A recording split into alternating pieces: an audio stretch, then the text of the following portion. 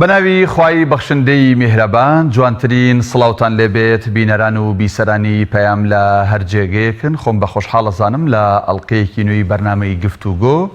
بە ئێوەی ئازیز و خۆشەویست شادەبم. وەڕەزان لەم ئەڵقەی بەرنامەی گفتوگۆدا بابەتێکی گرنگمان هەڵبژاردو و گفتوگۆی لەگەڵەکەین لەگەڵ میوانە بەڕێزەکەم ئەویش کۆمەڵی ئیسلامیە لە بەردەم کۆنگرەی چوارەمی خۆیدا. بێگومان هەر حیزبێک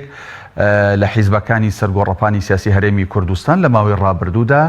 سەرقاڵی بەستنی کۆنگرە بوون یان ئامادەکاری دەکەن بۆ کۆنگرە کە چەند لایەن و حیزب و پارتێک ماون کۆنگرەی خۆیان ببەستن. یاسا بەرکارەکان لە هەرێمی کوردستان، یاسا بەرکارەکان لە عێراق، یاساکانی کۆمیسیۆنی باڵای هەڵبژاردننی عێراق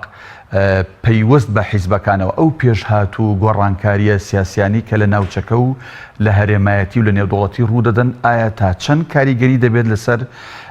بەستنی کۆنگرەی کۆمەڵی ئیسلامی و کۆنگرەی کۆمەڵی ئیسلامی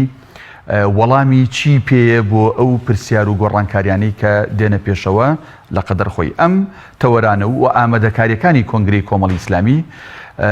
گفتوگۆ دەکەین بە میوانداری زۆر بەڕێز هاوژین عومەر سەرۆکی لیژنەی باڵایی ئامادەکاری کۆنگرەی چوارەمی کۆمەڵی ئیسلامی کوردستان. کاگاوژین سوپاس بۆ ئامادەبوونت. زۆر سپاس بۆ بەڕێزیشان. کاگاوژین بالۆ دەست پێ بکەین کۆنگرە لە ژیانی سیاسی حیزبایەتی قۆناغ و وێزگەیەکی گرنگە. بێگومان ئەمە لە حیزبێک بۆ حیزبێک لە پارتێک بۆ پارتێک لە هەرێم و وڵاتێک بۆ وڵاتێکی تر دەگۆڕێ. من دەمێ پێشەوەی بچمە وردەکاری پرسیارەکانەوە دەمێ بزانم کۆمەڵی ئیسلامی دیدگا و تێڕوانینی بۆ کۆنگرە بە شێوازێکی گشتی چۆنە؟ بەناوی خوای گەورە و میهرەبان زۆر سپاس بۆ بەڕێزتان و بۆ بینەرانی بەڕێزی کەناڵەکەش. لە ڕاستیدا نەک بۆ کۆمەڵی ئیسلامی بۆ تەواوی حیزبەکانی دنیا کۆنگرە وێزگەیەکی سەرەکیە و باڵاترین دەسەڵاتی حیزبیە و ئیداریە بۆ سەر لە نوێ هەڵبژارنەوەی ئەو ستافەی کە لە قۆناغی دوای کۆنگرە ئەو کیانە سیاسی ئەو قارە سیاسیە بەڕێوە دەبن و محەتەیەکی گرنگە باڵاترین دەسەڵاتە بۆ پەسەندکردنی هەموو ڕوئیا و استراتیژ و دەستوری ناخۆیی ئەو حیزب و قواری سیاسیە کە لە 4 ساڵی داهاتووە مەفروزە ئیشی پێ بکە. طبعا بۆ کۆمەڵی ئیسلامی کوردستانی وەکو قوارەیەکی سیاسی ڕسمی لە عێراقیش و هەرێمی کوردستانیشدا هەمان معنای هەیە و گرنگەیەکی زیاتری هەیە. کۆمەڵی ئیسلامی کوردستان کۆنگرە بەکاردەهێنێ تەوزیف دەکات بۆ دوو مەلەفی گرنگ. یەکەم مەلەفێک کە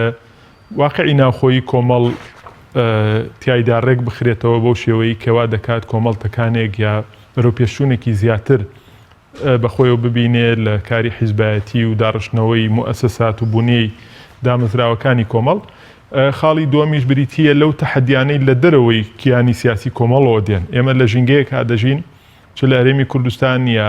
ژینگە گەورەکە کە عێراقە و ڕۆژهەڵاتی ناوەڕاست و مەنتیقەکە کە بە ڕۆژانە بە واقعی تازە بە پێشهاتی تازە ئاشنا دەبین. بە تایبەتی ئێستا عێراق کە لە بەردەم گۆڕانکاریەک یا مەرحەلەیەکی ڕاگوزەری گرنگدایە نەتیجەکەی تەسیرەکە لە شێوازی حیزبایەتیکردن و گۆڕینی نیزام و ئەو واقعی کە لە عێراقدا دێتە پێشەوە هەموو ئەمانە کاریگەریان دەبێت لەسەر جۆری حیزبایەتی و بیرکردنەوەی حیزبی سیاسی لە هەرێمی کوردستان و لە عێراقیشدا. وێ بەڕاستی ئێمە کۆنگرە بەکارهێنین یا تەوزیفەکەین بۆ داڕشتنەوەی واقعی کۆمەڵ و لە بەرچاوکردنی و پێشهاتانەی کە لە دەوروبەرمان ڕوودەدەن بە تایبەتیش لە ئاستی عێراقدا. بۆیە هەموو ئەمانەوە دەکات کە کۆمەڵی ئیسلامی کوردستان گرنگیەکی زیاتر بدا بە کۆنگرەوە بە شێوەیەکی ئارام بە شێوەیەکی هادیانە و لەسەر خۆ قۆناغەکانی دەست پێ بکە بۆ ئەوەی کە ئێمە گەیشتینە کۆتا قۆناغی کۆنگرە و کاتی تاوبوونی کۆنگرە دۆسەیەک نەما بێ ئێمە یەکلامان نەکرد بێتەوە جاچ دۆسەی داخلی بێ ناخۆی حیزبی بێ یا ئەوە تا ئەوەی پەیوەندی بە دەرەوەی کۆمەڵ و ئەو پێشهاتە سیاسی و گۆڕانکاریانی کە لە عێراقیش و لە دەوروبەرمان ڕوودەدەن. بەڵێ کاگاوژین دوایەوەی لە ساڵی ڕابردوو لە یەکێک لە دانیشتەکانی ئەنجومەنی سەرکردایەتیدا بڕیاردرا کە کۆنگرە لەم ساڵدا واتە لە ساڵی 2019 ببەسترێت و لیژنەیەک بۆ ئەو بابەتە پێکهێنرا. ئامادەکاری کرا بۆ لەلایەن ئێوە بۆ با بڵین بۆ کۆنگرە بە 3 قۆناغ. ئەوش قۆناغی کۆبوونەوە گشتەکان، قۆناغی کۆنفرانسی مەڵبەندەکان و قۆناغی کۆنگرە خۆی. جارە با لەوە دەست پێ بکەم لە زۆر لێدوانی هەم لیژنە بەڕێزەکەی ئێوەدا هەم لە سەرکردایەتی ساڵی پار دەوترا کە ینی بڕیار دراوە ویستێک هەیە کە لە ساڵی 2019دا کۆنگرە ئەنجام بدرێت. بەڵام ساڵی 2019 تێپەڕی و کۆنگرە ئەنجام نەدرا. دەمێ بزانم گرفت و لەمپەرەکان تەکنیکی و هوەری و لۆجستی بوون یان گرفتی دیکە هەبوو؟ لە ڕاستیە گرفتەکان هەرچیەک بوو بێت یا فاکتەرەکان هەرچیەک بوو بێتن مەسەلەکە کەم تەرخەمی نەبووە و ئەوە نەبووە کە نیەتێک لە ناو کۆمەڵی ئیسلامی کوردستانە سەر هەڵبدا بۆ ئەوەی کۆنگرە نەکرێت. چەند فاکتەرێک هەبوون. یەک لەوانە ئێمە شێوازی کۆنگرەکەمان بە شێوەیەک بەڕێوە دەبین، بە میکانیزمێک، بە ئالێت و بەرنامەیەک بەڕێوە دەبین بە مسادەقەی سەرکردایەتی کۆمەڵ کە کاتێکی زیاتری دەوێت لە زۆر کۆنگرەی هێزە سیاسیەکانی تر. ئێمە دەستورێکماندا ڕژ بۆ بەڕێوەچوونی کۆنگرە کە وەکو بەڕێزت باست کرد لە 3 قۆناغ پێک دێ. قۆناغی یەکەم کە قۆناغی کۆبوونەوە گشتیەکان بووە. زیاتر لە 15,000 ئەندامی کۆمەڵی ئیسلامی کوردستان کە ناویان لە ناو سجلاتی حیزبی کۆمەڵایە بۆیان هەبوو بەشداری بکەن. خۆتە زانی ئەمانە هەمووی بازنەی جیاجیا بوون لە ناو هەرێمی کوردستان و لە دەرەوەی هەرێمیش کە بە تایبەتی ناوچەکانی مادەی 140 دەگرێتەوە. ئێمە کۆبوونەوەمان بۆ کردوون، ینی 176 بازنەی جیاجیا ئێمە کۆبوونەوەمان بۆ کردوون لە ماوەی 55 ڕۆژدا. کەواتە ئەمە خۆی بۆ خۆی کاتێکی زۆری دەوێت. 176 کۆبوونەوە لیژنەیەکی 6 کەسی کاتێکی زیاتری دەوێت، میکانیزمی دەوێت، لایانی لۆجستی و فەنی دەوێت و ئامادەکاری تەواوی دەوێت. دوایەوە ئێمە کۆنفرانسی مەڵبەندەکانمان هەیە. دوای ئەوە دێنە سەر بابەتی خودی کۆنگرە. هەموو ئەمانە بۆ خۆیان زۆرێک لە کۆنگرەیەکی بەرفراوانن کە سازی دەکەی. ئامانجیش لێ بەڕاستی بەشداری پێکردنی هەموو ئاستە جیاجیەکانی کۆمەڵ، هەموو شەریحە و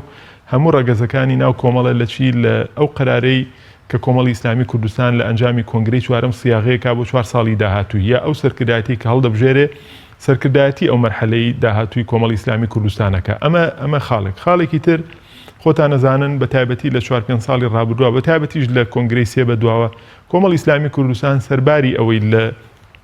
لە ئاستی کوردستان و عێراقدا بە یەکێک لە حیزبە هەرە خاوەن هەڵوێست و عەزیمەتەکان ناسرا و سەرکەوتنی گەورەی لە هەڵبژارنەکان بەدەستهێنا. بەڵام هەندێک گرفتی ناوخۆیی بۆ دروست بوو.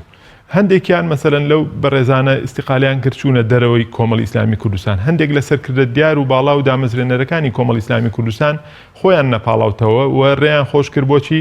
بۆ جیلێکی تازە کە بێ سەرکردایەتی ئەو حیزبە بگرێت. کۆمەڵێ بەرز و نزمی لە هەندێک واقعی حیزبی ناو کۆمەڵی ئیسلامی کوردستان ڕوویدا. ئەمە یەکێکە لەو سەبەبانەی کە کۆمەڵ ئێستا بەرنامەیەکی بەرفراوانی هەیە. سوپاس بۆخوا ئەتوانین بڵێن تا ئاستێکی زۆر باش سەرکەوتنی بەدەست هێناوە کە کۆنگرەی ئەم جارە هەموو ئەو مەلەفانە بە شێوەی ئیجابی یەکلا بکاتەوە. ئەنجا چۆنەڵێ دەستکا بە خودی کۆنگرەکە کە چەند ڕۆژی قۆناغی سێمی ئامادەکاریەکانە کە بریتە لە کۆنگرە. واتە تۆ بۆ ئەوەی کۆنگرەیەکی باش بکەی دەبێت تەسحیە بە 1-2 مانگ بدەیت. ئێمە لەسەر ئەساسی وەقت مستەقبەلی خۆمان بە شلۆقی ناهێڵینەوە یا بۆ نمونە کلێنێکی پڕ نەکراوە بۆ کاری سیاسی و حیزبی خۆمان ناهێڵینەوە. ئەمە خاڵی دوم. خاڵێکی تر بەڕاستی ئەمە کە ڕێی ئێمەش و هەموو سەرکردایەتی و مەکتەب سیاسی و بەڕێز ئەمیری کۆمەڵی ئیسلامی کوردستانیشە. ئێمە ئێستا لە عێراقدا بە قۆناغێکی ڕاگوزەراتی ئەپەڕین. بەتەئکید ئەو ئاراستەی ئێستا لە عێراقدا دروست بووە نەک عێراقی بەخۆیەوە یا لایەنەکانی عێراق و موسساتی دەوڵەتی بەخۆیەوە مەشغوڵ کردووە. وڵاتانی هەرێمی و وڵاتانی نێودەوڵەتی کۆمەڵگەی نێودەوڵەتیشی بەخۆیەوە مەشغوڵ کردووە. ئێستا عێراق لەبەر دەم گۆڕینی نیزامایە. یعنی ئاراستەیەکی تەواو هەیە و ململانەیەکی چڕ دروست بووە بۆ ئەوەی بچینە قۆناغێکی تازەوە لە عێراقا. ئێمە پێمان باشە یعنی پەلەپەل نەکەین بۆی بزانین ئەم عێراقی تازەیە، ئەم عێراقی کە بەرە ئەو دەچێت گۆڕانی نیزام و کۆمەڵێ لە دەموچاوەکان و کۆمەڵێ میکانیزمی بەڕێوەبردنی دەوڵەتی لێ بکەوێتەوە چه کاریگەریەک بەجێ دەهێڵێ لەسەر شێوازی حیزبایەتی کردن. چونکە ئەوەی ئێمە تێگەیشتون عێراقی تازە عێراقێکە بێ دوور لە مەسەلەی محاسەسەی حیزبی، دوور لە دروستکردنی ئەحزاب و قەواراتی سیاسی لەسەر ئەساسی دینی، لەسەر ئەساسی نەتەوەیی، لەسەر ئەساسی کۆمەڵێشت کە بەڕاستی وا دەکات عێراق بەرەو واقعێکی مەدەنیتر بڕوا لەو واقعی کە ئێستا هەیە محاسەسە و میلیشیات و کۆمەڵێک ناتەواوی لە بەڕێوەبردنی وڵاتە هەیە. بۆیە بەڕاستی دەمانەوێت بەرچاوڕوونەیەکی تا ئەندازەیەکی باشمان هەبێ بۆ بەڕێوەبردنی کۆنگرە. بۆیە ئەمانە وای کرد کە ئەم چەند خاڵە و چەند خاڵێکی تری جوای کرد کە ئێمە زۆر پەلە نەکەین بەس کە ئەڵێن زۆر پەلە نەکەین یعنی کەم تەرخەمی نەکەین وەگەرنا کۆمەڵ ئیسلامی کوردستان توانا و ئامادەباشیەوەی هەبوو کە لە کاتێک کە سەرکردایەتی دیاری کردوواتە لە کۆتایی ساڵی 2019 کۆنگرەکە بکە بەڵام بەڕاستی ئەو فاکتەرانی کە باسمان کرد ڕۆڵیان هەبوو لەوەی کە ئێمە ماوەیەکی تری ئیزافەکەین بۆ ئەو قۆناغانەی کە بریتین لە ئامادەکاری بۆ خودی کۆنگرەی چوارەمی کاگاوژین ئەو مەلەفانی باست کرد ئەکرێت دابەشانکەین بەسەر دوو گروپە ینی گروپی ئەلف پەیوەندی هەیە بە خودی ئەمیر و مەکتەب سیاسی و سەرکردایەتی حیزبەوە کە بریتە لەوەی کە ئەو خوشک و برایانی کە لە کاروانی کۆمەڵی ئیسلامی لە ماوەی 4 ساڵی ڕابردوو بە هەر بیان و عوزرێکەوە بێ دابڕاون یان خۆیان کاندید نەکردوەوە لەگەڵ ئەو مەلەف و بابەتانی کە پەیوەندی بە پراکتیزە و بابەتە هونەری و لۆجستیەکانەوە کە لەسەر لیژنەی باڵایە ئەوەندەی تۆ کۆنتاکت لەگەڵ قیادەی کۆمەڵ مەکتەبی سیاسی و ئەمیری کۆمەڵ هەبێ ئەو مەلەفانە تا ڕادەی باش چارەسەر کراون بۆ ئەوەی کە معنی ئیشی باشی لەسەر کراوە بووی کە ئێمە دەست پێ بکەین بە کۆنگرە بەتاکی دۆکو پێشتر باسم کرد ینی ئێمە لە ڕووی مەبدەئیەوە بڕیارێکمان هەیە ناچینە ناو کۆنگرە تا و مەلەفانە بە ئیجابی یا سلبی حەسم نەکرێن خۆشبەختانە زۆرینەی زۆری بە ئیجابی حەسم دەکرێت ئەوشی پەیوەندی بە ئەو مامۆستا و سەرکردە بەڕێزانەی کۆمەڵی ئیسلامی کوردستانەوەیە کە هەندێک جار سەرنجیان لەسەر هەندێک لە میکانیزمی بەڕێوەبردنی کۆمەڵ هەبووە بەڵام خۆیان نەپاڵاوتەوە لە بازنەی کۆمەڵا ماون و سەرخەر و بەشداری کارەکانی کۆمەڵ بوون هەرێکە و لە شوێنی خۆی لە کاتی هەڵبژارنەکان لە ماوەقفە سیاسیەکان بەڕاستی گەیشتونەتە تەفاهم و ڕێکەوتنێکی تەواوەتی لەسەر شێوازی ئیدارەدانی کۆمەڵ و هەموو ئەمانەش لە ناو ڕژنووسی پێڕەوی تازەی کۆمەڵ ئیسلامی کوردستان ڕەنگی داوەتەوە خۆشبەختانە بەوادیری ئەوەش کە دەرکەوتووە کە بەشێکیان دێنەوە ناو موسسات لەوانەیە لەسەر ئاستی بەرپرسی مەڵبەندەکان خۆیان تەرشیحکەن و خۆیان تەرشیح کردووە و لەسەر ئاستی بەشداریکردنی موسساتی قیادی و ئەنجومەنی دامەزرێنەران و ئەنجومەنەکانی تر ئەوە دەکەن تا هەرێکەوە بە ئاستی خۆی ئەمە بەڕاستی تەتەوڕێکی گرنگە ئێمە نەک لە ڕووی ئیسفادەکردن لە تاقی ئەو مامۆستا و دامەزرێنەرە بەڕێزانە سوودمەند دەبین کە هەمویان کەسی باڵا بوون ئەوانە یعنی ئەو کەسانە دەتوانن هەیمەنەیەکی ڕوحی و نەفسی ئیجابیش لەسەر تەواوی ئەندامانی کۆمەڵی ئیسلامی کوردستان دروستکەن بەڕاستی زۆر خۆشە تۆ کەسێک کە لە دامەزرێنەرانی ئەم قوارەیەک ئێستا دێتەوە وەکو جوندیەک وەکو سەربازێک وەکو سەرکردەیەک وەکو مامۆستایەک بە تەواوەتی شانەیاتەوە بەرچی بەرکارە تەنفیزیەکانی ئەم حیزبە هەرڕاناوەستێ سەرخەرێک بێت لە دەرەوەی موسساتی ئیداری ئیش بکە ئەمانە خۆی بۆ خۆی گرنگن هەندێک خوشک و برامان هەبوون کە بەتایبەتی لە دەڤەری هەولێر استقالیان کرد ئەوانە بە حوسن و ڕزای خۆیان باسییان لەوە کردووە کە ڕەنگە نەتوانن بەردەوام بنەوە لە ناو یا بێنەوە ناو کۆمەڵی ئیسلامی کوردستان ئێمە هیوادارین هەر کەسێک لە ناو ڕابوونی ئیسلامیا کە ئیشی کردووە لە ناو حیزبە سیاسیەکانە بووە ئەو تێگەیشتنەی هەبێ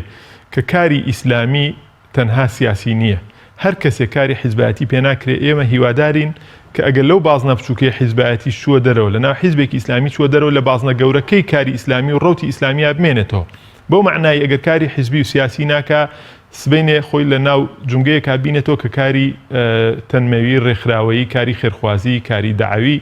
کاری هونەری کاری ڕێکخراوەیی کەلتوری ڕۆشنبیری ئیسلامی بکە یعنی هەمومان خزمەت بە ماڵە گەورەکەی ڕابوونی ئیسلامی بکەین ئەو بەڕێزانە حڕێتی خۆیانە کە ئامادەنین وەکو باسییان کردو بێنەوە ناو کۆمەڵی ئیسلامی کوردستان چکە دوجار حیزبەتیکردن پرۆسەیەکی اختیاریە ئیجباری نییە بۆیە بەڵام ئێمە هیوای سەرکەوتنیان بۆ خوازین هیوا ئەخوازین ئەوان لە شوێنێکی ترەوە کاروانی ئیسلامی پەرە پێبن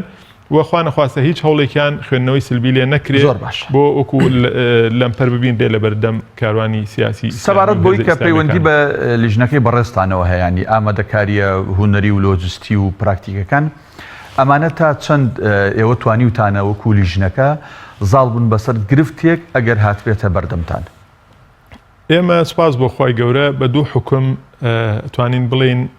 توانیمانە تەقیمێکی باش بۆ کارەکانمان بەدەست بێنین یەکەم سەبەبەوەی ئێمە زۆرینەی زۆری ئەندامانی لیژنەی باڵای ئامادەکاری کۆنگرەی چوارەم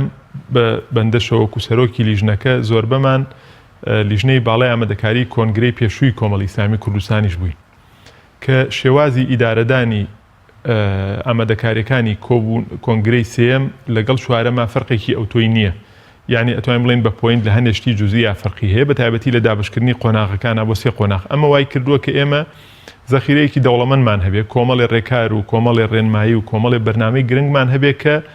یعنی بە ئامادەیی لە بەردەستمانە ڕەنگە پێداچوونەوەیکی جوزئی و لاوەکی بوێت بۆ ئەوەی کە ئێمە ئیشی پێ بکەین. خاڵی دووهەم ئێمە سەرباری ئەوەی کە خەزێنەیەکی باشمان لە بەردەستە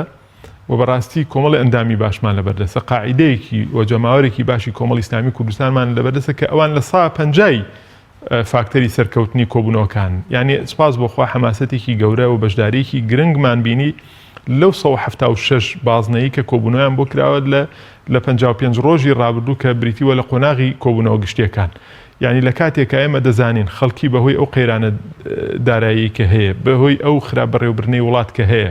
چ لەسەر ئاستی هەرێمی کوردستان چ لەسەر ئاستی عێراق و بەهۆی گەندەڵی و بوودەڵەیە کە هەست پێ دەکرێت خەڵک چۆنەڵێ حیزبایەتی لای کاڵ بۆتەوە وێنایەکی سلبی حیزبایەتی لا هەیە بە تایبەتیەوەی لەلایەنە دەسەڵاتەکانەوە بینیوانە. سەرباری ئەوەش ئێمە گەرم و گوڕی لێبڕان دڵسۆزیەکی زۆر گەورەمان بینی لە چی لە ئەندامانی خۆمان ئەبێ ئەوش بزانین کە ئەم ئەندامانی بەشداریان کردووە لە قۆناغی کۆبوونەوە گشتەکانە ئەندامانی چینی خواروی کۆمەڵی ئیسلامی کوردستانن. خۆتان نەزانن تا ئاستەکان بەرز بێ مەسئولیەت و ئیلتیزام زیاترەکە. بۆیە بەڕاستی ئەوەش دلیلێکی گەورەی سەرکەوتنی کارەکانی ئێمە بووە و ئێمە مراهەنەیەکی گەورەمان لەسەرەوەکن. تەسەوورکەن لە هەندێک مەنتیقە هەیە کۆمەڵ بینای نییە بە تایبەتی لە هەندێک شوێن و قەزا و یا بۆنە شارە دێ دوورە دەستەکانی هەرێمی کوردستان و دەروی هەرێمی کوردستان هیوا هەیە شوێن و پێگە و ماڵی خۆی کردووە بە شوێنی بەڕێوەچوونی کۆبوونەوە گشتەکان ئەگەر تەجەموعێکی ناقرە باڵغیشمان هەبوو بێ لەو شارە دێ لەو مەنتیقەیە کەسێک بێ جگە لە حزوری خۆی جگە لەوەی کە سەرپەرشتی ئیشی کۆمەڵەکە ماڵ و پێگە و شوێن و ڕێگەی خۆی بخاتە خزمەتی ئەوەی کە بەکار بێ بۆ سەرخستنی کۆمەڵی ئیسلامی کوردستان ئەمە دلیلێکی گەورەیە و سپاس بۆ خواژ ئەو لیژنەیە کە ئیش دەکەن تەواوی ئەندامانیان بەڕاستی فەریقێکی موحەد تیمێکی زۆر سەرکەوتون وە لە کەسە باشەکانی کۆمەڵی ئیسلامی کوردستانن کە سەلیقە و توانا و لێبڕان و دڵسۆزیەکی بێوێنەیان هەیە کە ئەمە بەڕاستی مای شانازیە من شانازیان پێوەکەم هەرچی سەرکەوتن هەیە لە کاری لیژنەی باڵایە بەڕاستی من دەیگێڕمەوە بۆ ئەوان لە پاش فەزلی خۆی پەروەردگار. بەڵێ ئەمە ئەوانەی کە باست کردن زیاتر خاڵە ئیجابی و باشەکانی لیژنەکە بن. من ئەگەر وەکو ڕۆژنامەنووسێک ینی پرسیار بەدیوە ڕەخنەیەکەیە بگرم ینی بۆ ئەندامانی ئەم لیژنەیە بە سەرۆکەکەشیەوە هەمان ئەو ئەندامانن کە کۆنگری سێیان بەڕێوەبرد ئایا ئەمە کادر و کەسی کەمان نییە بتوانێت ئەم ئەرکە بەڕێوەبەرێ ئەمە پرسیارە. پرسیاری دووەم بۆ نابینین خوشکێک براگ لە ئەنجومەنی سیاسی لە سەرکردایەتی لە پلەباڵەکانی ئەم حیزبە لەم لیژنەی ئێوە بەشدار بن. لە ڕاستیە دیسانەوە ئەمەش کۆمەڵێ فاکتەری هەیە. یەکەم فاکتەرە شەخصیەکان کە ئەوەی ڕەنگە ئەو سەرکردایەتی و مەکتەب سیاسی کۆمەڵ و بە ڕێزەمیری کۆمەڵی ئیسلامی کوردستان سیقەیەکی تەواویان بۆ ستافە هەبێت لە ڕووی ئیمکانێتی بەڕێوەبردننی ئەو پرۆسانە ئەمە سەبەبێکە ئەمە سواسی خۆی دەوێت کە ئەو ستافە لە ئاستێکا بن هەموو کۆمەڵی ئیسلامی کوردستان بە قیادە و قەواعیدی و سیقیان پێ بکەن لە ئیدارەدانی پرۆسەیەکە کە دەبێت تەواو بێلایەنی هەڵبژێری تایدا. خاڵی دووەم ئەوەیە ئەمە بەپێی پەیڕەوی ناخۆ بەپێی ئەو ڕژنووسەی کە ئێساش لەبەردەستیان مناقەشە دەکرێت لیژنەی باڵای ئامادەکاری کۆنگرە دەبێ خۆیان تەرشیح نەکەن بۆ سەرکردایەتی کە خۆدانزانن یعنی ئەمەش تەسحەیە کە تۆ دەیدێ ئەو کەسانە لە ئاستی ئەوەن کە لە جونگە سەرکردایەتەکانی کۆمەڵە خۆیان بینەوە بەڵام لەبەر خاتری ئەوەی کە کۆمەڵی ئیسلامی کوردستان بتوانێت کۆنگرەیەکی نوعی ئەوە بکە تەسحیە بە کۆمەڵی حقوقی حیزبی خۆیان نەدەن بۆچی کە ئەمە ڕەنگە نەتوانی تەعمیمیکەی بەسەر هەموو ئەندامانی ترە یعنی دوجار من ئەگەر بمەوێ سوور بم لەسەرەوەی خۆم تەرشیح کەم بۆ بەشداریکردن لە سەرکردایەتی یا مەکتەب سیاسی کۆمەڵی ئیسلامی کوردستانە بەڕاستی کەس ئەگەر مەرجەکانم تیابێ هیچ دەسەڵاتێک نییە لە کۆمەڵا بتوانێت هاوژین یا هاوژینی معنەوی ئیقالەکە یا دووری خاتەوە لەوە چونکە بەڕاستی خۆتان نەزانن هەموو شتێک بە حەق و حقوقی قانونی دەکرێت هەر کەسێ مەرجەکانی تیابوو مافی تەواوی هەیە بەشداری ئەو پرۆسانە بکە. ئێمە وەکو تەسحیەک بە مستەقبەلی حیزبی خۆمان لە ئاسی سەرکردایەتی ئەم لیژنەیە هاتووە ئامادە بووە کە کاروباری کۆنگرە لەبەرچاو بگرێت. یەک خاڵی تر هەیە کە ئەوە ڕەنگە شمولی هەموو ئەندامانی لیژنەی باڵانەکە شمولی بەشێکمان کە ئەوەیە ڕەهەندی هەڵبژاردن بەڕێوەبردننی پرۆسەی هەڵبژاردن بەشێکی زۆری کارەکانی کۆنگرەی چوارەمی کۆمەڵی ئیسلامی کوردستان لە هەرسێ قۆناغەکەیە داگیرەکە. بەشێک لەم بەڕێزانەی کە لە ناو لیژنەی باڵایە بەبەندەشەوە ئێمە لە مەکتەبی هەڵبژاردننی کۆمەڵی ئیسلامی کوردستان یا بەرپرسین یا کارگێڕین ئیشمان کردو ئیش دەکەین بۆیە بەڕاستی ئەمەش خاڵێکی تری ئیزافیە کەوای کردووە بەشێ لە ناوەندی هەڵبژاردن خۆیان بە تەبیعی ئەندامی لیژنەی باڵا بن بۆچی لەبەر ئەوەی سەرمایەکی گەورەی بەڕێوەبردن یا خیبرەیەکی گەورەی بەڕێوەبردننی پرۆسەکانی هەڵبژاردنیان لایە چکە خۆتان نەزانن پرۆسەی هەڵبژاردن کە دەکرێت بۆ بەرپرسی مەڵبەند بێ یا بۆ بازنەکان بێ سەرکردایەتی ئەوەی لەسرە بۆ نمونە نیسبەکەت بۆ دیاری دەکا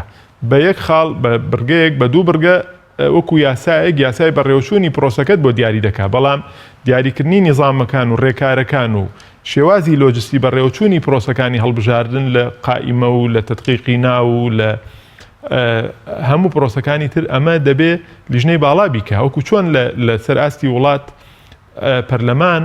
بەس یاسای هەڵبژاردن کە کۆمەڵە مەبادی ئەدیاریەکە دوایی کۆمیسیۆنی هەڵبژاردنەکان دێ ئەنزیمە و ڕێکارەکان دەرەکا بۆ چۆنەتی خۆپاڵاوتن بۆ چۆنەتی دەنگدان بۆ چۆنەتی بژاردننی دەنگەکان و یەکلاکردنەوەی براوەکان و احتیاتەکان و دەرنەچۆکان و ئەوانە لا ئێمەش هەر بەو شێوەیە بۆیە بەڕاستی ئەمە یەکێکە لە فاکتەرەکانی تر کەوای کرد بەشێ لەو دەموچوانەی پێش و دووبارە بنەوە لە لیژنەی باڵای کۆنگرێ زۆر باشە کاگاوژین ئەمە ئەگەر وەکو مەڵبندەکان باس بکەین جگە لە مەکتەب و دەستگا و ناوەندەکانی تر کە لە سنووری مەڵبندەکانە کاروباریان هەیە ئێمە نزیکی 11 بۆ 12 مەڵبندمان هەیە لە قۆناغی یەکەم کۆبوونەوە گشتیەکان مەڵبندی هەندەران کە مەڵبندێکە با بڵین نوێنەرایەتی کۆمەڵی ئیسلامی بۆ ڕەوەندی کوردی و بۆ کوردانی کە لە دەرەوەی هەرێمی کوردستان و لە وڵاتانی ئەوروپان دەکات و مەڵبندێکیشە لەسەر ینی جوگرافیای خۆی کاریگەری و پێگەیەکی خۆی هەیە ئایا کۆبوونەوەی گشتی بۆ ئەوان کرا یان شێوازی کۆبوونەوەی گشتی بۆ ئەوان بڕیار دراوە بە شێوازێکی تر بێ حەزەکەم لەسەر مەڵبندی هەندەران دەقیقتر قسەم بۆ بکەیت نەخێر کۆبوونەوەی گشتیمان نە لەم کۆنگرێ نە لە کۆنگرەی پێشوو نەکرد بۆ مەڵبندی هەندەرانی کۆمەڵی ئیسلامی کوردستان لەبەرەوە ناکە ینی ئەندامیان ئەوەندە نیە یا شتێک بەڵام خۆتان نەزانن ئەوروپا لە هەندەران ئێمە یەک مەڵبەندمان هەیە هەموو ئەندامانی کۆمەڵی ئیسلامی کوردستان دابەش بوون بەسەر وڵاتەکانی ئەوروپایە خۆتان نەزانن لە ئەوروپا ژلتیزاماتێکی زۆر هەیە ینی کەسێک چه ئیشی کەرتی تایبەت بکایە کەرتی گشتی بکە بەس لەوێ شەمان و یەکشەمانی هەیە تۆ کەسێک لە نەرویجە کەسێک لە فنلەندا دووەلی یەکێک لە دەوڵەتەکانی ئەسکەندەناڤی یەکێک لە لەندەن یەکێک لە ئەڵمانیا تۆ ناتوانین لە ماوەی ڕۆژێ دوو ڕۆژە ئەم کەسانە لە شوێنێک کۆکەیتەوە کۆبوونەوەی گشتیان بۆ بکەی لە کاتێکا دوای دووسێ مانگی تر نابات تۆ کۆنفرانسی بۆ دەکەی دوای ئەوش کۆنگرە یعنی لە سێ پرۆسیان لە ماوەی 5-6 مانگاتەوە ئەم کەسانە کۆکەیتەوە بەکاریان بێنی بۆیە لە هەردوو کۆنگرەکەیە سەرکردایەتی کۆمەڵی ئیسلامی کوردستان لەسەر پێشنیاری لیژنەی باڵا و لەسەر پێشنیاری ستافی بەڕێوەبەری مەڵبەندی هەندەران موافقەی ئەویان کردووە کە بەس کۆنفرانسیان بۆ بکرێت بەڵام هەموو ئەوانەی ئەندامی کۆمەڵی ئیسلامی کوردستانن لە هەندەران مەرج نییە هەمویان مەرجی ئەویان هەبێت کە خۆتان زان ئاستەکان دیارن لیستەکە تەدقیقت دەکەینەوە هەموو ئەوانە دەکەن بە ئەندامی کۆنفرانس کە مەرجەکانیان تێدایە ئەو کاتە کۆنفرانسیان بۆ بەڕێوە دەبین لە ئەو پەڕی لە یەک دوو وڵاتە دوو شوێن هەڵەبژێرین کە خۆتان نزانێت سا تەکنۆلۆژیاوانە پێشکەوتووە تۆ دەتوانی چەند وڵاتێک ببەستی بەیەکەوە بۆ بەڕێوەچوونی کۆنفرانسەکە بۆیە بەڕاستیەوە سەبەبی ئەوەیە بۆی ئێمە ئەرگ نەخینە سەر ئەو بەڕێزانە لە ماوەی 6 مانگا ئێمە بۆ 3 جۆر کۆبوونەوە کۆیان بکەینەوە خۆشتان نزانن کە ئەوانە وڵاتانێکن بینێکی زۆریان هەیە و ئەرکێکی زۆر لە ڕووی دارایی و لە ڕووی کاتیشەوە دەکەوێتە سەر ئەو بەڕێزانە لەم کۆنگرەیە ئیزافەتەن بۆ معلوماتەکان مەڵبەندی دۆهۆکی کۆمەڵی ئیسلامی کوردستانیشمان هەر بە هەمان شێوە لێکرد کە کۆبوونەوەی گشتیمان بۆ نەکردن شکل لەبەرەوەی پێگەی حیزبی ئێمە هێشتا لە ئاستی پێویستان نیە لە دۆهۆک بە حکمی کۆمەڵی هۆکاری پێشینە کە ئێمە تشکیلەیەکی گەورەمان هەبوو لەوێ دوایی لە ساڵەکانی نەوەتەکانە بەرەو ئەوە چووە کە بەڕاستی تەقلیسی ئیشیان کراوە زەخت و زۆرێکی تایبەتیان لەسەر بووە و تۆزێ پەرتەوازەی ڕووی داوە ئەو منتیقەیەش خۆ دەزانین قەزا و ناحەی دووری گەورەی هەیە پارێزگای دۆهۆک بۆیە دیسانە ئەوانیشمان پێشنیارمان کرد هەر کۆنفرانسیان بۆ بکەین دوایی لە کۆنفرانس کارەکانی کۆنفرانسیان بۆ بەڕێوەبەرین و لێوێشەوە ئەندامی کۆنگریان بە ڕێژەیەکی دیاریکرا و وەکو باقی مەڵبەندەکانی تر بۆ هەڵبژێرین ئەمەش بەڕاستی کۆمەڵی شتە ئێمە دەستکراوین لەوەی کە چ شتێک مەسلحەتی ئۆرگانەکانی کۆمەڵی ئیسلامی کوردستانی تێدایە و ممارەسەی مافیان دەکا پێشنیاریکەین بۆ سەرکردایەتی و سەرکردایەتیش موافقی لەسەر بکە. زۆر باشە. قۆناغی یەکەم ئەگەر بڵین زیاتر بڵێ بەشداری و حەماسی ئەندامانی خوارەوەی ڕێخستنەکانی کۆمەڵی ئیسلامی بوو و تەنها ئیشی ئێوە ئەوە بووە کە با بڵین بەو ژمارەی کە دانراوە بۆ ڕێژەی کە دانراوە لیان هەڵبژێرن بۆ کۆنفرانسی مەڵبەندەکان. ئەمە قۆناغی یەکەم تەواو بوو. قۆناغی دووەم کە ئێستا دەستان پێکردو لە ناو قۆناغی دووەمان قۆناغی کۆنفرانسی مەڵبەندەکانە. تا ئێستا دوو مەڵبەند تا ئەم کاتی ئێمە ئەم بەرنامەیە تۆمارەکەین دوو مەڵبەند کۆنفرانسی ناوچەی خۆیان کرد و مەڵبەندی شارەزور و مەڵبەندی سۆران. بێگومان بە پێی و زانیارانی من لە لیژنە بەڕێزەکەی ئێوە وەرم گرتووە لە قۆناغی کۆنفرانسەکانە تایبەتمەندیەک و ئەرکێکی زیاتر قورسایەکی زیاتر هەم بۆ ئێوە بۆ لیژنە هەیە هەم بۆ ئەندامانی خودی کۆنفرانسە. من دەمێ جارە پێش بچمە ناو پرسیارە وردەکانی ناو کۆنفرانسەوە دەمێ بزانم قۆناغی دووهەمی کۆنفرانسی مەڵبەندەکان چ گرنگیکی هەیە هەم لای ئێوەی لیژنە هەم لای کۆمەڵی ئیسلامی. لە ڕاستیدا گرنگی زۆری هەیە چونکە کۆنفرانسەکان یا سروشتی کۆنفرانسی مەڵبەندەکانی ئێمە بۆ خۆیان وەکو نیمچە کۆنگرێگوان سەرکردایەتی تێ هەڵدەبژێرێ بۆ معنای ئەو کەسەی کە هەڵدەبژێرێ بە زۆرینەی ڕەهای دەنگ دەبێتە بەرپرسی مەڵبەند و بە تەحسیلی حاصلیش دەبێتە ئەندامی سەرکردایەتی کۆمەڵی ئیسلامی کوردستان بۆ کۆنگرەی چوارەم و 4 ساڵی داهاتوو. ئەمە خۆی بۆ خۆی دەسەڵاتێکی زۆرە. دووەم ئێمە زۆرینەی زۆری مناقەشەکانی تایبەت بە بەندە ئەساسیەکانی پەیڕەوی ناخۆی کۆمەڵی ئیسلامی کوردستانمان تەسلیمی کۆنفرانسەکان کردووە. لە هەر کۆنفرانسێکە ئێمە نزیکی 4 گروپ دروست دەکەین و ڕەژنووسی پەیڕە و دابەشەکەین بەسەر ئەو 4 گروپەیە هەر یەکە و جانبێکی مناقەشە دەکات ڕاستپاردەکانی خۆیان دێنن. لە دوای تەواوبوونی کاری گروپەکان راپۆرتی گروپەکان دەخوێندرێتەوە بە حزوری هەموو ئەندامانی کۆنفرانس هەر سەرنجێکیان نەبێت لەسەری دەنگی پێدەدەنەوە دەبێت بە راپۆرتی تەواوی کۆنفرانس. ئەمە خۆی بۆ خۆی گرنگە. ئێمە دوجار تەرکیزمان لەسەر ڕای کۆنفرانسەکانە. ئەمەش دەسەڵاتێکی گەورەیە دراوە بە کۆنفرانسەکان واتە ئەو خاڵانەی ئەوان ئیزافەیەکەن بەس ئەوانە لە کۆنگرێ ئێمە مناقەشە دەکەین بۆ نمونە چ تایبەت بە ناو بێ پەیکەر بێ یا دروشمی کۆمەڵ بێ یا لۆگۆ ئاڵای کۆمەڵ بێ ئەم شتانەی کە زیاتر بەرجەستن و مناقەشەیان لەسەر دەکرێت. ئۆپشنێکمان هەیە یا بژاردەیەکمان هەیە کە ئەمە لە کۆبوونەوەی سەرکردایەتیەوە هاتۆ زۆرینەی زۆری سەرکردایەتی دەنگی بەم ڕەژنووسەداوە. بەڵام بەشێکی دیار لە کۆنفرانسی مەڵبەندەکان بۆ نمونە بژاردەیەکی تر بۆ قەزەیەک بۆ بڕگەیەک تەرحەکەن. ئێمە مادام ئەمە کۆنفرانسەکان دەنگی پێداوە تەنانەت لە سەلاحەتی سەرکردایەتیشمان لێ کردوێتەوە کە ناتوانن بەر لە کۆنگرە شەطبی یا ڕەفزی ئیرادەیەکی کۆنفرانسەکان بکەنەوە. خۆشبەختانە سەرکردایەتی خۆی ئەم قەراری داوە لە کۆبوونەوەی ماقەبلە ئەخیری خۆیە. ئەمە هەمووی بەڕاستی قورسایەکی زۆرە دراوە بە کۆنفرانسەکان. خاڵی سێم بریتە لە چی بریتە لە هەڵبژاردننی ئەندامانی کۆنگرە لە پرۆسەیەکی هەڵبژاردنە بۆ ئەو کەسانەی کە ڕاستەوخۆ ئەندامی کۆنگرەی کۆمەڵی ئیسلامی کوردستانین ئەندام نین بەڕاستەوخۆ هەر یەکەو بە پێی خۆی انتخاباتی بۆ دەکرێت نیسبەکان. ئێمە سێ نیسبەمان هەیە، نیسبەیەکیان لە سادەیان دەڕوە، نیسبەیەکیان لە 120یان دەڕوە، نیسبەیەکیش کە مامۆستایانی ئاینی و مامۆستایانی زانکۆن لە 125یان دەڕوە. ئەمە هەمووی بەرنامەیە سەرکردایەتی مناقەشەی ئەم نیسبانەی کردووە. بۆیە بەڕاستی کۆنفرانسەکانی ئێمە تەرکیزێکی زۆریان لەسەرە و دەسەڵاتێکی باشیان هەیە و لە ئەنجامی بەڕێوچوونی کۆنفرانسەکانە تقریباً لە 135 سەرکردایەتی داهاتووی کۆمەڵی ئیسلامی کوردستان هەڵدەبژێرێ. واتە تۆ تقریباً لە 33 ئەندامی سەرکردایەتی ئەوەندەی من بزانم 12 ئەندامی مەڵبەند 20 سەرکردایەتی بەڕێز ئەمیری کۆمەڵی ئیسلامی کوردستان و دەبێت بە 33 کەس. لەم 33 تۆ 12 هەڵبژاردووە کە ڕەنگە لە 135 یایەک لە سەرسەی ئەندامانی سەرکردایەتی داهاتوو زیاترەکە. تەمەن ڕاستە بەڕێکارێکی ئین هەموو بەرپرسانی مەڵبەند بە پاکێژێک دەخرێنەوە دەنگ و دەنگیان پێدەدرێت بۆی شەرعەتی کۆنگرەش بەجێبێنن. بەڵام سەرباری ئەوە ئەتوانین بڵێن کۆنفرانسەکان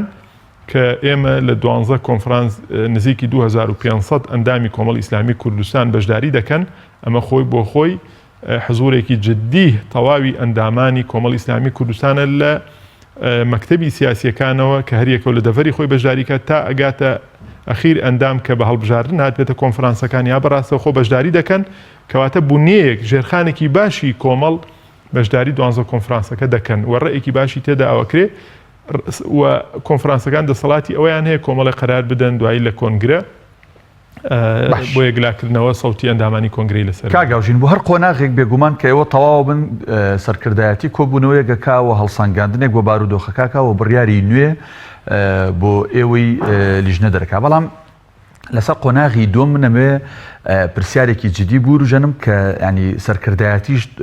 زۆر پێوەی با بڵێن سەرقاڵ بوو بە کۆبوونێ دوو کۆبوونەوە ئەنجا توانی کۆتایی پێبێنێت یەکەم لە پێڕەوی کۆنا باز لەوە دەکرا کە جگە لە ئەندامانی سەرکردایەتی کەس ئەندامی ڕاستەوخۆی کۆنگرە نییە بێ بە هەمووی بە هەڵبژاردن بێ بەڵام ئەمە سەرکردایەتی هەمواری کردو من حەزەکەم بە ڕوون و ڕاشکایی بزانین هەموارکردنەوەی ئەم بابەتە لە پێناو چیا بوو ئەمە یەک دوو بەرپرسی مەڵبەندەکان بڕیار بوو کە جاری پێشوو لە کۆنفرانسەکان بوو ئەم جارە دەنگووە یەک بڕیارە قسەیەکە بوو کە لە کۆنگرە ئەوانیش هەڵبژێرن بەڵام دوجار دیسانەوە ئەوانیش خرانەوە نێو کۆنفرانسەکان حەزەکەم لەسەر ئەم دوو پرسە بە وردی قسەم بۆ بکەیت ڕاستە دەسەڵاتی سەرکردایەتی کۆمەڵی ئیسلامی کوردستانە کە بەرنامەی کۆنگرە ئامادە بکە ئەمە خاڵێک ئەمە لە پەیڕەوە ئەم دەسەڵاتی دراوەتێوە هەندێک بەندی لای حەش هەیە یا پەیڕەوی ناخۆ هەیە پێم وابێ بەسێ لە سەرچواری دەنگەکانی سەرکردایەتی دەتوانن بیگۆڕن خۆتان نەزانن وەزعی کوردستان و منتیقەکە ژوایە پێشاتی زۆریەتە پێشەوە یعنی ئێمە دەورە دراوین بە ڕووداوی گەورە و خێرا بە تایبەتی کاروباری ناخۆی حیزبەکانیش بە دەرنین لەو شتانە ئێمە سەرباری ئەوەی کە ئەو دەسەڵاتە لای سەرکردایەتیە بەڵام ملزەمین و مکەلەفین کە بەڕاستی بەرچاوڕوونی هونەریان بدەینێ بۆ نمونە ئێمە کۆمەڵی پێشنیارمان کردووە کۆمەڵی راپۆرتمان داوە بە سەرکردایەتی مەکتەبی سیاسی کۆمەڵ چ لە سەرەتای پێش دەستپێکردنی قۆناغی کۆبوونەوە گشتیەکان کە ملاحەزاتی نەزەریمان داوە پیانەوە بە ڕێزانە بە شێوەیەکی گشتی هەمویان پەسەند کردووە و چ دوای تاوابوونی قۆناغی کۆبوونەوە گشتیەکان ملاحەزاتێک کە لە بەرئەنجامی ممارەسەی کۆبوونەوە گشتیەکان بۆمان دروست بووە بە عەمەلی دیسانەوە راپۆرتێکمان داونەتێ یەکێک لەو شتانە کە سەرنجی ئێمە بەڕاستی ڕاستی ئێمە لەگەڵ ئەوەی کۆنگرە نەوعیتر بکرێتەوە ئەگەرچی ژمارەکەی کەم بکرێتەوە بەڵام واقعێکی تایبەت بە خۆمان هەیە ئێمە سەرمایەکی گەورەمان هەیە بریتێ لە ئەندام مەکتەب و ئەندام مەڵبەندەکان ئێمە قیادەیەکی تقریباً کەمتر لە 40 نەفەرمان هەبووە بەڵام زۆرینەی زۆری لۆدی مؤسساتی کۆمەڵ لەو وەزع ناڕەحەتانەیە لەو چۆنەڵێ هەموو ئابلوقە سیاسی و ئابوورەی لە 4-5 ساڵی ڕابردووە ئێمە پیای تێپەڕین زۆرینەی زۆری ئەم بەڕێزانە تەحەمولی هەموو سەرئێشە و هەڵبژاردنەکان و بێپارەیی و گرفتی ئەمنی و حەساری سیاسی و اقتصادیان کردووە و لە پشتی کۆمەڵ وەستاون هەموو ئەمانە چۆنەڵێ پەیکەر و فەقەرات و ڕاگری ناو مؤسساتی کۆمەڵن وەگەرنا خۆی ئەگەر هەر سەرکردایەتی فەزڵەکەی بۆ بگێڕینەوە سەرباری ئەوەی سەرکردایەتیەکمان هەبوو خاوەن فەزڵ بووە سی و ئەوە نەکەس بووە بەڵام ئێمە سەدان ئەندام مەڵبەند و ئەندام مەکتەبمان هەیە ناکرێت تۆ سەرباری ئەو هەموو تەسحیە و قوربانیدانە ئەوە بۆمان دەرکەوت هەم ژمارە ئەندامانی کۆنگرە ڕێدەدا کە ئەو بەڕێزانە بکرێن بە نظامێکی باش بکرێن بە ئەندامی کۆنگرە بە شێوەی ڕاستەوخۆ هەمیش بەڕاستی وەکو حەقیانە تۆ 5 دانە ساڵ یا 4 دانە ساڵی ڕابردوو ئەندام مەکتەبێک کارگەڕی مەکتەبێک کارگەڕی مەڵبەندێک بە پارەیەکی کەم بە ترسێکی زۆر بە مەشغەڵەتێکی زۆر و دنیایەکی پڕ لە قەیرانی سیاسی هێناوتە بەردەوام بۆ لە ئیش ئێستا کە بەڕاستی ئەندامەتی کۆنگرەی نادەیتێ ئەمە خۆی بۆ خۆی خەلەلێک دروست دەکات چۆن دوای کۆنگرە ئەم کەسە ڕوو لێ ئەنەیتەوە جارێکی تر بێتەوە بە هەمان ڕوحیەت کارت بۆ بکە خاڵێکی دووەم ئەوەیە بەڕاستی لە دوای سەرکردایەتی قیادەی خەلفی ئێمە بە دەرەجەی یەکەم لەناو کێیە لەناو ئەندام مەڵبەند و ئەندام مەکتەبەکانە ناکرێت تۆ بۆ نمونە وەک دەرگات کردو بۆ قۆناغەکانی خوارەوە و ڕێژەیەکی باشیان سەرەکەون بۆ کۆنفرانس و کۆنگرەکان بەڵام دەرگاکە لە ئاستی کارگەڕی مەڵبەند و کارگەڕی مەکتەبەکانە دابخی ئەم تەوزیحانەمان ئێمە داوە بەڕێ جەنابی مامۆستا عەلی باپیر بە مەکتەبی سیاسی بە سەرکردایەتی خۆشبەختانە هەموو کە لە شکلی حیوار و بەرچاوڕوونیەکی علمی و زانستی و پشت ئەستور بە ڕەقەم و بە داتا بووە ڕازی بوون لەسەری ئەوە بکرێت چونکە بەڕاستی ئێمە ناتوانین دەستبەرداری ئەو شەریحە فراوانی خۆمان بین کە لە نەتیجەیە قیادەی خەلفی هەر لەوانە هەڵەبژێرێەوە هەر ئەوانەشن ڕاگری هەموو مؤسساتی کۆمەڵی ئیسلامی کوردستانن بۆیە بەڕاستی ئەوە کراوە من پێم وایە یەکێک لە قەرارە حەکیمەکانی سەرکردایەتی کۆمەڵ بەرپرسی مەڵبەندەکان بوو بەرپرسی مەڵبەندیش ڕاستە ئەو قەرارە درا خۆی کۆمەڵێک ڕەئی گەنگەشە کرا باز لەوە دەکرا کە ئەگەر ئەندامانی سەرکردایەتی هەمویان کە بەشێکیان بەرپرسی مەڵبەندەکانن لە کۆنگرە هەڵبژێرن ڕەنگە شەرعیەتیان بەقوەتر بێت بەڵام دوجار اعتیبارێکی زیاتر بۆ ڕێی مەڵبەندەکان دادەنرێت چکە ئەوانە پێکهێنەرێکی سەرەکی کۆنفرانس و کۆبوونەوەکانن کە زۆرینەی زۆریان پێیان باش بووە بە شێوەی پێشوو ئەوە بێ بەڵام دەتوانی تۆ ئەگەر هەر دەرهاویشتەیەکی سلبی هەبوو بێت لەو شێوازی بەڕێوەبردنەی یا هەڵبژارنەی بەرپرسی مەڵبەند لە 4 ساڵی ڕابردوو تۆ ئێستا ئەتوانی بۆ نە چارەسەری کەی نەک پرۆسەکە هەر ئیلغا بکەیتەوە طبعا هەموو شتێک سلبیەت و ئیجابیاتی خۆی هەیە بەڵام بەڕاستی ئەگەر بمان بردایەتە کۆنگرە ڕەنگە لە هەندێک ڕۆ ئاسان بووە و شەرعیەتی هەموو ئەندامانی سەرکرداتی وەکو یەک سیر دەکرا لە دووریشەوە کە ئێساش هەر بەو شێوەی لێ دەکەین بەڵام دوجار ئەوەش یەک گرفتی هوەری یا لەسەر ئاستی تەخەسوس و شارەزایی بۆ دروستەکردین ڕەنگە تۆ ئەگەر بە یەک بازنە هەموو سەرکرداتی هەڵبژێری چۆن دوجار مەکتەبەکانت کە لەسەر ئەساسی میهەنیەت و تەخەسوس و شارەزاین ڕەنگە نەتوانی ئیکتیفا بکەی ئەو سەرکرداتیانە دەنگدەری ناو کۆنگرە نەتوانێت بالانسی اختصاص و پێداویستەکانی سەرکردایەتی داهاتوو مؤسساتی کۆمەڵ ڕابگرێەوە کێشت بۆ دروست بێ بۆ نمونە تۆ دەستگای ئەلامیت هەیە دەستگای ئەکادیمیت هەیە دەستگای قوتابیان و لاوانت هەیە دەستگای پۆلیس دێ هەموو ئەمانە دەستگای میهەنین دەبێت خەڵکی خۆی تیا ئەوە بێ تۆ جالو لاو مەسئولی مەڵبەندەکانت هەیە ئەگەر ئەمانە بەگشتی هەڵیامژێری لەوە ئەچێت دوجار مەسەلەن 5 مەکتەبی تەخەسوسی بمێنێ بای ئەو 5 مەڵبەندە لە ناو سەرکرداتیا خەڵکت هین نەبێ ئەو کاتە دوجار ئەکەوتی بەسەر گرفتێکی ترە بەڕێی من ئەمانە لە ئەساسیاتی شتەکان زۆر ناگۆڕن مهم ئەوەیە ئێمە کە دەچین بەرەو کۆنگرە لە کۆنفرانسەکانەوە کە ئەو بەڕێزانە هەڵبژێرین کێشیاوی ئەوەیە کە سەرکردایەتی مؤسسەیەک بکە کە بتوانێت کۆمەڵ ئیسلامی کوردستان بگەێنێتە قۆناغێکی باشتر لە 4 ساڵی ڕابردوو ئێمە دەنگ بەوانە بدەین ئەوانە بێنینە پێشەوە کێ سەرکەوتوو بۆ لەوانەی قۆناغی ڕابردوو بیهێڵینەوە پارێزگاری لێ بکەین کێ سەرکەوتوو نەبووە بیگۆڕین بە خوشکێکی تر بە برایەکی تر بە بەڕێزێکی تر زۆر باش خۆی ئەوە ئەساسەوە دڵنیاشین لەو تەجەموعەیە بەڕاستی کە کۆ بنەوە ڕەنگە ئەوانەی کە کۆنفرانسی خۆیانە و مەڵبەند و دەفەری خۆیانە باشتر خەڵکی خۆیان بناسن و باشتر بتوانن کەسێکی شیاو هەڵبژێرن کاگاوژین یەکێک لە فەقەرەکان و باڵێن بڕگەکانی کۆنفرانسەکان گفتوگۆ و مناقەشە و زیادکردن و کەمکردنی پێڕەوی ناوخۆی ئەو پەیڕەوی کە سەرکردایەتی وەک ڕشنووسێک دەنگی پێداوە کە تۆش ئاماژەت پێکرد بۆی هەیە بڕگە و فەقەرە مەڵبەندێک بە کۆی مەڵبەندەکە لەسەر ئەو بڕگەیە کۆک نەبێ پێی واوێ لا ببرێ یان بڕگەیەک یان مادەیەک زیاب کرێت بێگومان دەبێت ئێمە لێرەیە ینی من ڕەشنووسەکەم خوێنێتەوە بەڕاستی ڕەچاوی یاسا بەرکارەکانی عراق و هەرێمی کوردستان کراوە لە کۆمەڵک بابەتەوە ئەوەی کە ڕاگەیاندن و ئیعلامی دەرەوەی کۆمەڵیا زۆر جار خەڵکێک کە لە دوورن لە ڕێخستنەکانی کۆمەڵی ئیسلامیشەوە قسە و باسی لەسەرەکەن و ئەیوروژەنن بریتە لە ناوی سەرۆکی حیزبەکە کەسی یەکەمی حیزبەکە ئایا سەرۆکە سکرتێرە ئەمیر ئەمێنێتەوە ئایا ڕەنگی ئەم ئاڵایی ئەم کۆمەڵ بچی ئەمێنێتەوە ئایا ئاڵاکەی کۆمەڵکە ئێستا دروشمی تەوحیدی لەسەر لا ئیلاهە ئیلا الله ئایا ئەمێنێتەوە ئایا نامێنێتەوە ئایا کۆمەڵی ئیسلامی ناوەکەی هەمووی ئەگۆڕێ بەس کۆمەڵ ئەگۆڕێ ئیسلامی لێکرێتەوە من حەزەکەم لەسەر ئەمەش بە تەوافق لەگەڵ یاسا بەرکارەکانە قسەیەکم بۆ بکەی لە کاتێکدا ئێوە دوو مەڵبەندتان کردو کە قسە و گفتوگویان لەسەر ئەم دوو تەوەریەش کردووە خۆی لە ڕاستیە ئێمە ئەو بەرچاوڕوونیەمان لە کۆبنەوە گشتەکانیش داوە بە هەموو ئەندامانی کۆمەڵی ئیسلامی کوردستان ئەگەر لە ساڵانی ڕابردووە زۆر جار ئێمە چیمانیست بێ لە کۆنگرە گۆڕیومانە و ئیشمان پێ کردو زۆرینە ڕێی لەسەر چی بێ ئەوە کراوە بەڵام ئێستا لە عێراقداوە تقریبەن بۆ 5 ساڵ دەڕوە لە ساڵی 2015ەوە جگەلەوەی لە هەرێمی کوردستانی یاسایەکی تایبەت بە حیزبە سیاسەکان هەیە یاسا ئەساسیەکە لە عێراق دەرچووە یاسای حیزب و قەوارە سیاسەکان ژمارە 36 ساڵی 2015 ئەمە جگە لە یاساکە خۆی کۆمەڵشتی تێدا هەیە و دەسەڵاتی ئیجازەدانی حیزب بۆ سەرپەرشتیکردنی کاری قەوارە سیاسەکان و حیزبە سیاسەکان دراوە بە فەرمانگەیەک کە دروست کرا لە کۆمیسیۆنی باڵای هەڵبژارنەکانی عێراق کە فەرمانگەی قەوارە سیاسەکانە ئەمە نظامی خۆیان هەیە و بنەما و ڕێکاری خۆیان هەیە بۆ متمانەوەدان یا نوێکردنەوەی ئیجازەی حیزب و دروستکردنی حیزبی تازە ئەمانە کۆمەڵێک لە خۆ دەگرن چ ڕێنمایەکان بێت چ خودی یاساکە بێ هەموو ئەمانە لەسەرمان فەرزەکەنەوە ڕێنمایانە کە کۆمەڵشت هەیە بیگۆڕین ئێستا دەوڵەت تەحکومەکە بە هەندێک ئەساسیاتی کاری سیاسی و کاری حیزبی و کاری قەوارە سیاسەکان بۆ نمونە ئێمە ناتوانین هەندێک مفردەی دینی هەیە بەکاری بێنین لە دروشم و لە بەرنامەی کۆمەڵی ئیسلامی کوردستانە حیزبەکان بۆ نمونە حیزب لەسەر ئەساسی نەتەوەیی لەسەر ئەساسی تەعەسسوب لەسەر ئەساسی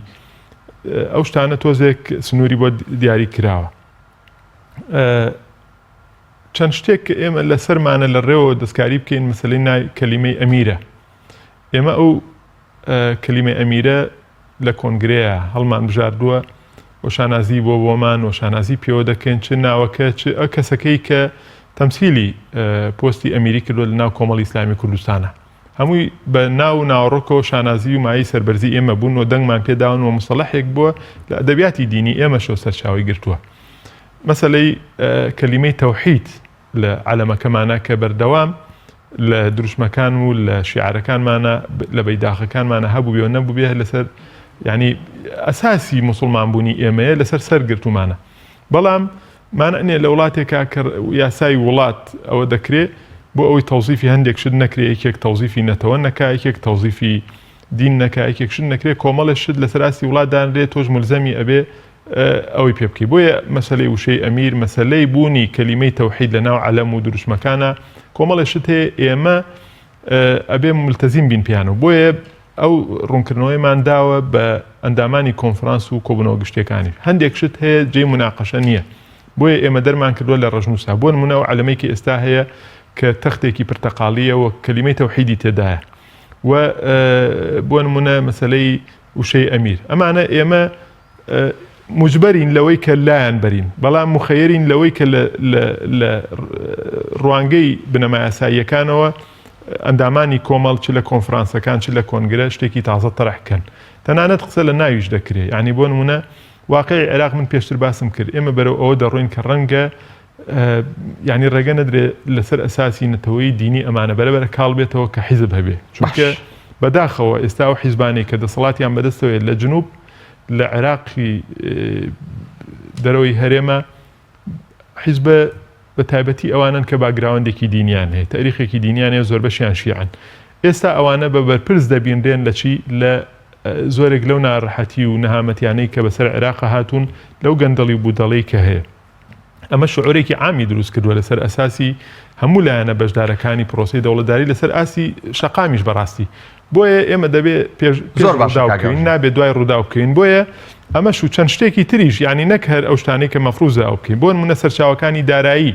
کە ئەمە شتێکە زۆر پەیوەندی بە مەسەیلەی عەقایدی ئەو شتانەوە نییە. ئەمانە لە یاساکەیە بۆ دیاریکراون دەبێت سەرچاوی دارایی لەم بازنان نەچێت دەرەوە شێوازی ئەندامێتی تەمەنی ئەندامێتی. بۆیە بەڕاستی تۆ ئەبێ یاساکەت پێک بێتەوە ینی یاسا ناوخۆیەکەت کە پەیڕەوی ناوخۆیە پێک بێتەوە لەگەڵ ئەو ڕێکار و ئەنزیمە و یاسانەی کە تایبەت بە حیزبە سیاسیەکان لە عێراق دەرکراون. ئەوە سەبەبی ئەوەیە کە ئێمە ڕەنگە هەندێک شتمان بە ئیجباری گۆڕی بێ وەگەرنا لە هیچ ڕغبەتێکی شخصی یا هیچ گروپێکی ناو کۆمەڵۆ نهاتووە. زۆر باشە زۆر سپاس دەکەم کاگاوژین هیچ کاتم نەماوە پرسی کرد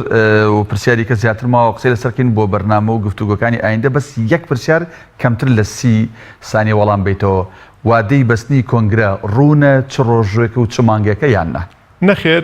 ئێمە دیاری ناکەین و سەلاحەتی ئێمەش نیە ئێمە بەس پێشنیارەکەین بەڵام ئێمە ئێستا لە 12 مەڵبەندی کۆمەڵی ئیسلامی کوردستان تا ئەم دەقیقەیە 2 کۆنفرانسی مەڵبەندمان کردووە و کۆنفرانسێک لە دەرەوەی وڵاتە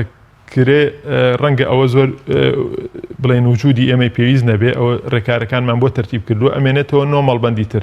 ئێمە حڕێتێکمان داوە لە چوارچێوەیەکی زەمەنی دیاریکراوە بۆ مەڵبەندانە چکەوانش مافی خۆیانەیە ڕۆژێک هەڵبژێرن کە تەواوی ئەندامانی کۆنفرانسیان بەشدار بن کە ئەمە پەیوەندی بە پێگەیانەوە هەیە و تەمسیلیانەوە لە ناو کۆنگرەیە ئێمە حڕێتیان دەدەینێ. دوای ئەوەش مودەیەکمان پێویستە بۆی ئەو ڕێکارانە لەگەڵ دەوڵەت و لەگەڵ لایەنە پەیوەنددارەکانی دەوڵەتە تەرتیب بکەین بۆچی بۆی کۆنگرەیەکی سەرکەوتوو زۆر دیاریکردنی شوێن کاتی کۆنگرە چ شوێنەکەی چ کاتەکەی بەڕاستی ئێمە پێشنیار دەکەین بەڵام سەرکردایەتی بڕیار دەدا تا ئێستا ئێمە ناتوانین هیچ موعیدێک ئەگەر چی لەبەر چامان ڕەنگە و کولیژنەی باڵا خۆمان دەردەشەی بکەین بەڵام ناتوانین هیچ موعیدێک لەسەر خۆمان بکەین بە ماڵ بەو دوو اعتیبارەی کە باس. بەڕێز هاوژێن عومەر سەرۆکی لیژنەی باڵای ئامادەکاری کۆنگرەی چوارەمی کۆمەڵی ئیسلامی سوپاس بۆی کە لەم گفتوگوێدا وەڵامی